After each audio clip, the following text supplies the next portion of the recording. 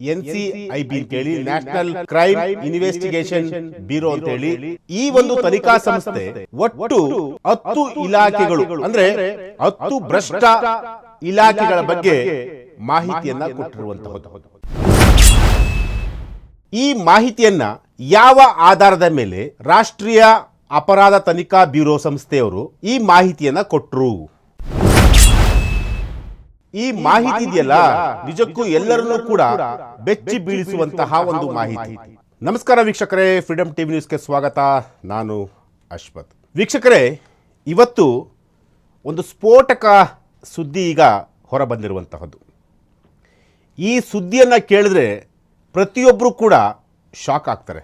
ಯಾಕೆಂತಂದರೆ ನೀವು ನಂಬಲ್ಲ, ಸುಮಾರು ರಾಷ್ಟ್ರೀಯ ಅಪರಾಧ ತನಿಖಾ ಬ್ಯೂರೋ NCIB ಅಂತೇಳಿ ನ್ಯಾಷನಲ್ ಕ್ರೈಮ್ ಇನ್ವೆಸ್ಟಿಗೇಷನ್ ಬ್ಯೂರೋ ಅಂತೇಳಿ ಈ ಒಂದು ತನಿಖಾ ಸಂಸ್ಥೆ ಒಟ್ಟು 10 ಇಲಾಖೆಗಳು ಅಂದರೆ 10 ಭ್ರಷ್ಟ ಇಲಾಖೆಗಳ ಬಗ್ಗೆ ಮಾಹಿತಿಯನ್ನು ಕೊಟ್ಟಿರುವಂತಹದ್ದು.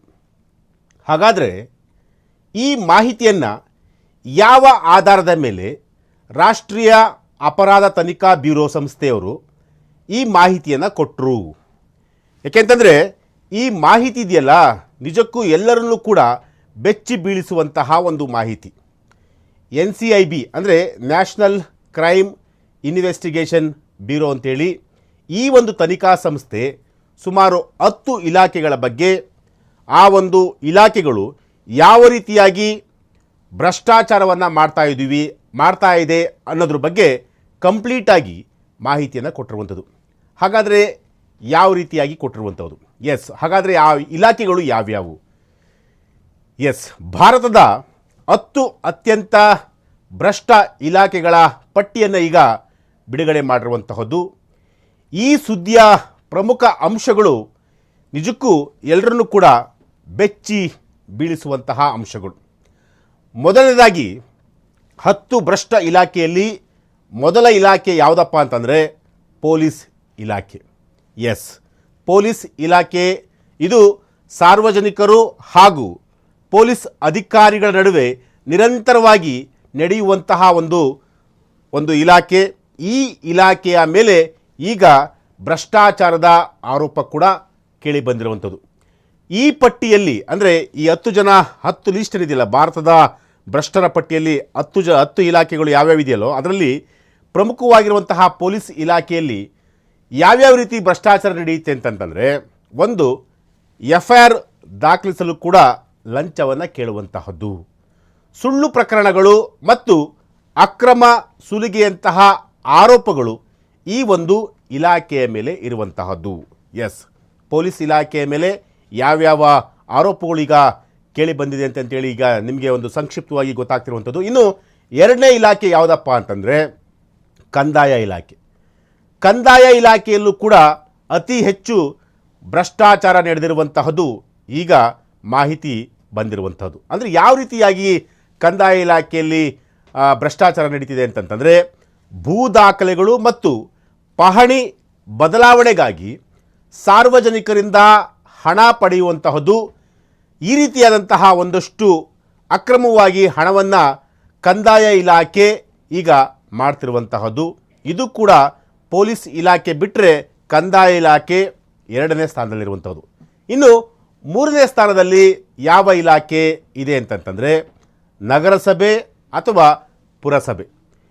ನಗರಸಭೆ ಹಾಗೂ ಪುರಸಭೆ 3ನೇ ಸ್ಥಾನವನ್ನು ಅಲಂಕರಿಸಿರುವಂಥದ್ದು. ಅಂದರೆ ಭ್ರಷ್ಟಾಚಾರ ಪಟ್ಟಿಯಲ್ಲಿ ಇದು ಯಾವ ರೀತಿ, ಈ ಇಲಾಖೆಯಲ್ಲಿ ಯಾವ್ಯಾವ ರೀತಿಯಾಗಿ ಭ್ರಷ್ಟಾಚಾರ ನಡೆಯುತ್ತೆ ಅಂತಂದರೆ, ಕಟ್ಟಡದ ನಕ್ಷೆ ಜೊತೆಗೆ ಆ ಕಟ್ಟಡದ ನಕ್ಷೆಗೆ ಅನುಮೋದನೆ ಮತ್ತು ಪರವಾನಗಿಗಳು ಅಂದರೆ ಲೈಸೆನ್ಸನ್ನು ಕೊಡಲಿಕ್ಕೆ ಹಣವನ್ನು ಪಡೆದುಕೊಳ್ಳುವಂತಹ ಒಂದು ವ್ಯವಹಾರ. ಇಲ್ಲೂ ಕೂಡ ವ್ಯಾಪಕವಾಗಿ ಭ್ರಷ್ಟಾಚಾರ ಕೂಡ ಕೇಳಿ ಬಂದಿರುವಂಥದ್ದು. ಇನ್ನು 4ನೇ ಇಲಾಖೆ ಯಾವುದಪ್ಪ ಅಂತಂದರೆ ಗ್ರಾಮ ಪಂಚಾಯತ್. ಗ್ರಾಮ ಪಂಚಾಯತ್ ಕೂಡ, ಗ್ರಾಮ ಪಂಚಾಯತ್ ಇಲಾಖೆಯಲ್ಲೂ ಕೂಡ ಸಾಕಷ್ಟು ಭ್ರಷ್ಟಾಚಾರಗಳು ಕೂಡ ಕೇಳಿ ಬಂದಿರುವಂಥದ್ದು. ಅದರಲ್ಲಿ ಪ್ರಮುಖವಾಗಿ ಅಭಿವೃದ್ಧಿ ಯೋಜನೆಗಳು ಮತ್ತು ಮನೆ ಮಂಜೂರಾತಿ ವಿಷಯದಲ್ಲಿ ಹಣವನ್ನು ಗ್ರಾಮ ಪಂಚಾಯಿತಿ ಇಲಾಖೆಯ ಅಧಿಕಾರಿಗಳು ಪಡಿತಿರುವಂತಹ ಒಂದು ಆರೋಪಗಳು ಈಗ ಕೇಳಿ ಬಂದಿರುವಂಥದ್ದು. ಇನ್ನು 5ನೇ ಇಲಾಖೆ ಯಾವುದಪ್ಪ ಅಂತಂದರೆ ವಿದ್ಯುತ್ ಇಲಾಖೆ. ಈ ಇಲಾಖೆಯಲ್ಲೂ ಕೂಡ ಅತಿ ಹೆಚ್ಚು ಭ್ರಷ್ಟಾಚಾರ ನಡೀತಿರುವಂತಹದ್ದು. ಹೊಸ ಸಂಪರ್ಕ ಮತ್ತು ಬಿಲ್ ತಿದ್ದುಪಡಿಗಾಗಿ ಲಂಚದ ಹಣವನ್ನು ಈ ಇಲಾಖೆಯ ಅಧಿಕಾರಿಗಳು ಡಿಮ್ಯಾಂಡ್ ಮಾಡ್ತಿರುವಂತಹದ್ದು. ಇನ್ನು 6ನೇ ಇಲಾಖೆ ಯಾವುದಪ್ಪ ಅಂತಂದರೆ ಸಾರಿಗೆ ಇಲಾಖೆ, RTO. ಅಂದರೆ ಸಾರಿಗೆ ಇಲಾಖೆಯಲ್ಲಿ ಅತಿ ಹೆಚ್ಚು ಭ್ರಷ್ಟಾಚಾರ ನಡೀತಿರುವಂತಹದ್ದು. ಚಾಲನಾ ಪರವಾನಗಿ ಆಗಿರ್ಬೋದು, DL ಆಗಿರ್ಬೋದು, ಅಥವಾ ವಾಹನ ರಿಜಿಸ್ಟ್ರೇಷನ್ ಪ್ರಕ್ರಿಯೆಯಲ್ಲಿ ಕೂಡ ಮಧ್ಯವರ್ತಿಗಳ ಹಾವಳಿ ನಿರಂತರವಾಗಿರುವಂತಹದ್ದು. ಸೊ ಹಾಗಾಗಿ ಈ ಇಲಾಖೆಯಲ್ಲೂ ಕೂಡ ಅತಿ ಹೆಚ್ಚು ಭ್ರಷ್ಟಾಚಾರ ನಡೀತಿದೆ ಅಂತೇಳಿ ಆ ಒಂದು ರಿಪೋರ್ಟ್ ಈಗ ಕೊಟ್ಟಿರುವಂಥದ್ದು. ಇನ್ನು ಮತ್ತೊಂದು ಇಲಾಖೆ ಯಾವುದಪ್ಪ ಅಂತಂದರೆ 7ನೇ ಇಲಾಖೆ ಯಾವುದಪ್ಪ ಅಂತಂತಂದರೆ ಸರ್ಕಾರಿ ಆಸ್ಪತ್ರೆ ಜೊತೆಗೆ ಆರೋಗ್ಯ ಇಲಾಖೆ. ಎಸ್, ಚಿಕಿತ್ಸೆ ಮತ್ತು ಸೌಲಭ್ಯಗಳ ವಿತರಣೆಯಲ್ಲಿ ದೊಡ್ಡ ಭ್ರಷ್ಟಾಚಾರ ಕೂಡ ಈ ಇಲಾಖೆಯಲ್ಲಿ ಕೂಡ ನಡೀತಿರುವಂಥದ್ದು. ಅಂದರೆ ಸರ್ಕಾರಿ ಆಸ್ಪತ್ರೆಯಲ್ಲೂ ಕೂಡ ಅತಿ ಹೆಚ್ಚು ಭ್ರಷ್ಟಾಚಾರ ನಡೀತಿರುವಂಥದ್ದು. ಇನ್ನು 8ನೇ ಇಲಾಖೆ ಯಾವುದಪ್ಪ ಅಂತಂದರೆ ಶಿಕ್ಷಣ ಇಲಾಖೆ. ನಿಜಕ್ಕೂ ಈ ಇಲಾಖೆ ಇದೆಯಲ್ಲ, ಈ ಇಲಾಖೆ ಬಹಳ ಮಹತ್ವದವಂಥ ಇಲಾಖೆ. ಯಾಕೆಂತಂದರೆ ಶಿಕ್ಷಣ ಪ್ರತಿಯೊಬ್ಬರಿಗೂ ಕೂಡ ಬೇಕಾಗುತ್ತೆ. ಸಣ್ಣ ಮಕ್ಕಳಿಂದ ಹಿಡಿದು ದೊಡ್ಡವರಾಗೋ ತನಕ ಕೂಡ ಶಿಕ್ಷಣ ಎಲ್ಲರಿಗೂ ಬೇಕೇ ಬೇಕಾಗುತ್ತೆ. ಈ ಇಲಾಖೆಯಲ್ಲೂ ಕೂಡ ಅತಿ ಹೆಚ್ಚು ಭ್ರಷ್ಟಾಚಾರ ನಡೀತಿರುವಂತಹದ್ದು. ಈಗಾಗಲೇ 8ನೇ ಸ್ಥಾನದಲ್ಲಿರುವಂತಹ ಶಿಕ್ಷಣ ಇಲಾಖೆ ಇದೆಯಲ್ಲ, ಶಿಕ್ಷಕರ ನೇಮಕಾತಿ ಹಗರಣಗಳು ಮತ್ತು ಖಾಸಗಿ ಶಾಲೆಗಳೊಂದಿಗೆ ಶಾಮೀಲಾಗಿರುವಂತಹ ವಿಚಾರಗಳು ಈ ಇಲಾಖೆಯಲ್ಲಿ ಆಶ್ಚರ್ಯವನ್ನು ಉಂಟು ಮಾಡಿರುವಂತಹದ್ದು. ಜೊತೆಗೆ 9ನೇ ಇಲಾಖೆ ಯಾವುದಪ್ಪ ಅಂತಂದರೆ ವಸತಿ ಮತ್ತು ನಗರಾಭಿವೃದ್ಧಿ ಇಲಾಖೆ. ಎಸ್, ವಸತಿ ಮತ್ತು ನಗರಾಭಿವೃದ್ಧಿ ಇಲಾಖೆಯಲ್ಲೂ ಕೂಡ ಅತಿ ಹೆಚ್ಚು ಭ್ರಷ್ಟಾಚಾರ ತಾಂಡವಾಡ್ತಿರುವಂತಹದ್ದು. ನಿವೇಶನ ಹಂಚಿಕೆ ಮತ್ತು ನಗರಾಭಿವೃದ್ಧಿ ಯೋಜನೆಗಳಲ್ಲಿ ಅತಿ ಹೆಚ್ಚು ಭ್ರಷ್ಟಾಚಾರ ನಡೀತಿರುವಂಥದ್ದು. ಇನ್ನು ಕೊನೆಯ ಇಲಾಖೆ ಯಾವುದಪ್ಪ ಅಂತಂದರೆ ಆದಾಯ ತೆರಿಗೆ ಇಲಾಖೆ. ಆದಾಯ ತೆರಿಗೆ ಇಲಾಖೆಯಲ್ಲೂ ಕೂಡ ಈ ಇಲಾಖೆಯಲ್ಲೂ ಕೂಡ ಅತಿ ಹೆಚ್ಚು ಭ್ರಷ್ಟಾಚಾರಗಳು ನಡೀತಿರುವಂಥದ್ದು. ತೆರಿಗೆ ವಿನಾಯಿತಿ ಮತ್ತು ನೋಟಿಸ್ಗಳ ವಿಲೇವಾರಿಯಲ್ಲಿ ಅಕ್ರಮಗಳು ಕೂಡ ನಡೆದಿರುವಂತಹದ್ದು. ಒಟ್ಟು ಟೋಟಲ್ 10 ಇಲಾಖೆಗಳಲ್ಲಿ ಈಗ ಭ್ರಷ್ಟಾಚಾರ ತಾಂಡವಾಡ್ತಿರುವಂಥದ್ದು. ಇಲ್ಲಿ ಒಂದು ಇಲಾಖೆಯ ಬಗ್ಗೆ ನಾನು ಪರ್ಟಿಕ್ಯುಲರ್ ಆಗಿ ಹೇಳಲೇಬೇಕಾಗುತ್ತೆ. ಅದು 8ನೇ ಇಲಾಖೆ. ಅದು ಶಿಕ್ಷಣದ ಇಲಾಖೆ ಇದೆಯಲ್ಲ, 8ನೇ ಇಲಾಖೆ ಅಂದರೆ 8ನೇ ಸ್ಥಾನದಲ್ಲಿರುವಂತಹ ಶಿಕ್ಷಣ ಇಲಾಖೆ ಇದೆಯಲ್ಲ, ಆ ಒಂದು ಶಿಕ್ಷಣ ಇಲಾಖೆಯಲ್ಲಿ ಸಮಾಜದ ಬೆನ್ನೆಲುಬಾಗಿರುವಂತಹ ಶಿಕ್ಷಣ ಇಲಾಖೆ ಇದೆಯಲ್ಲ, ಇದು 8ನೇ ಸ್ಥಾನದಲ್ಲಿರುವಂತಹದ್ದು.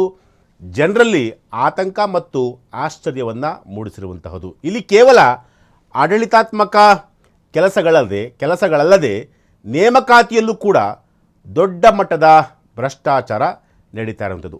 ನೋಡಿದ್ರಲ್ಲ ವೀಕ್ಷಕರೇ, ಒಟ್ಟು 10 ಇಲಾಖೆಗಳು, ಅಂದರೆ ಭಾರತದಲ್ಲಿ 10 ಇಲಾಖೆಗಳು ಭ್ರಷ್ಟರ ಪಟ್ಟಿಯಲ್ಲಿ ಈಗ ಸೇರ್ಪಡೆಯಾಗಿರುವಂಥದ್ದು. ಇಷ್ಟೂ ಇಲಾಖೆಗಳು ಈಗ ಜನರನ್ನು ಹಿಂಡುವಂಥ ಒಂದು ಕೆಲಸವನ್ನು ಮಾಡ್ತಿರುವಂಥದ್ದು.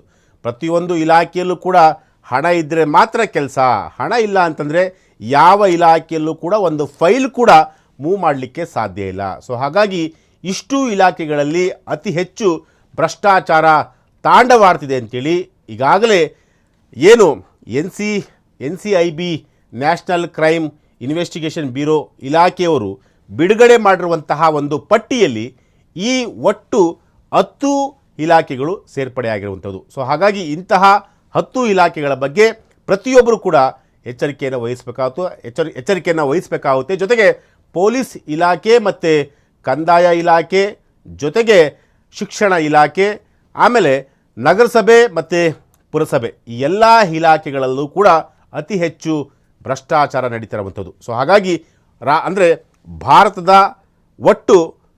ಭಾರತದಲ್ಲಿ ಒಟ್ಟು 10 ಭ್ರಷ್ಟ ಇಲಾಖೆಗಳ ಬಗ್ಗೆ ನಾವೀಗ ಮಾಹಿತಿಯನ್ನು ಕೊಟ್ಟಿರುವಂಥದ್ದು. ಇದು ಇವತ್ತಿನ ಒಂದು ವಿಚಾರ. ನಾಳೆ ಮತ್ತೊಂದು ವಿಚಾರದೊಂದಿಗೆ ನಾನು ನಿಮ್ಮನ್ನು ಭೇಟಿ ಆಗ್ತೀನಿ. ನಿರಂತರ ಸುದ್ದಿಗಾಗಿ ನೋಡ್ತಾ ಇರಿ ಫ್ರೀಡಮ್ ಟಿವಿ ನ್ಯೂಸ್. ಕ್ಷಣ ಕ್ಷಣದ ಸುದ್ದಿಗಳಿಗಾಗಿ ಫ್ರೀಡಮ್ ಟಿವಿ ಸಬ್ಸ್ಕ್ರೈಬ್ ಮಾಡಿ, ಲೈಕ್ ಮಾಡಿ ಹಾಗೂ ಫಾಲೋ ಮಾಡಿ. ಹೊಸ ಸುದ್ದಿಗಳ ನೋಟಿಫಿಕೇಶನ್ಗಾಗಿ ಬೆಲ್ ಐಕಾನ್ ಮೇಲೆ ಕ್ಲಿಕ್ ಮಾಡಿ.